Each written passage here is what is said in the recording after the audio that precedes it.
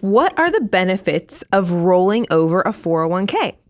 I have retirement accounts from previous employers, a 401k and a 403b.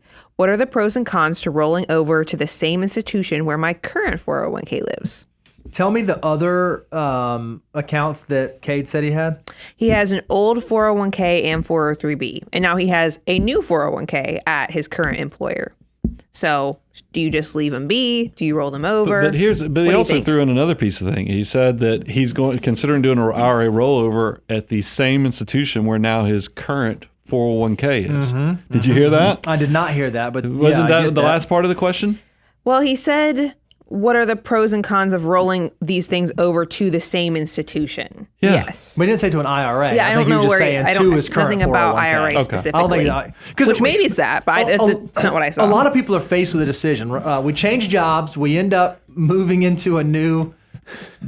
We end up moving into a new role, a new job, and we have this old 401k left out behind there. And we can decide, okay, what do we want to do with this 401k? Well, we really have 4 options, but it's not really 4 options because I'm going to take away the 4th. One of the options, we don't cash it out, because if you cash out your 401k, you're going to end up paying ordinary income taxes and a 10% penalty on that.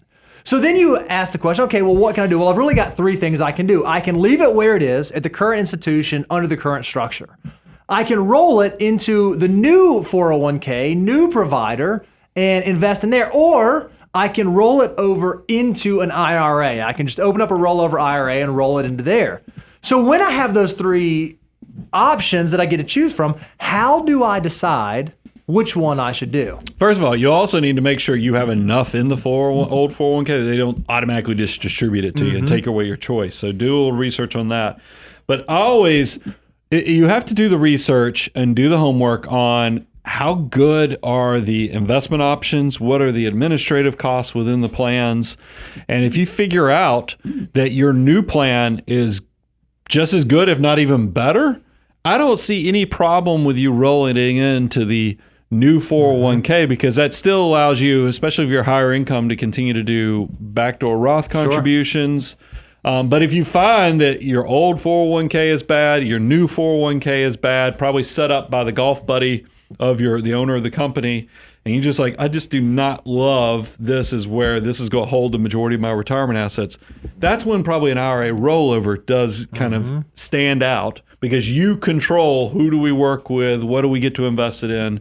But you got to do the work. You got to figure out, and that's why we do, if you go to moneyguy.com/resources, we actually have a really good resource to kind of help you go through a decision matrix on should you keep the money where it's at? Because maybe you work for a Fortune 500, you previously worked for a Fortune 500 company and it has a really low cost 401k.